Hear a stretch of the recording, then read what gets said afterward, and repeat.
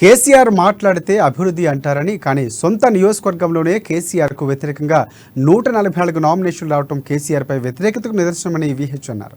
దీంతో అభివృద్ధి లేదని తేలిపోయిందన్నారు. ఇక ధరణిపై ముఖ్యమంత్రి మాటలు హాస్యాస్పదంగా ఉన్నాయని, ధరణి పేరుతో ఇందిరమ్మ గరీబోళ్లకు ఇచ్చిన భూములు గుంజుకుంటున్నారని విమర్శించారు. 2898 అందులో 606 తీసేసిండ్రు. అన్నిటికంటే విచిత్రం ఏమిటంటే ఆయన ఏ గజ్వేల్ నుంచి గెలిచి ముఖ్యమంత్రి అయ్యాడో అక్కడ యావత్ అన్ని నియోజకవర్గాల కంటే ఎక్కువ 144 నామినేషన్లు పడ్డాయంటే ఇక ముఖ్యమంత్రి ఎంత పని చేసిండో, ఎంత అభివృద్ధి చేసిండో దీంతోటే తెలుసుకోవాలి.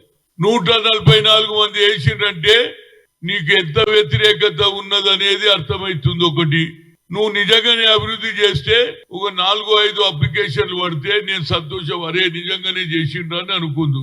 144 బాబు, కొన్ని దగ్గర 50-56 దానికి వచ్చినాయి. కానీ హయ్యెస్ట్ గజ్వేలిలో 144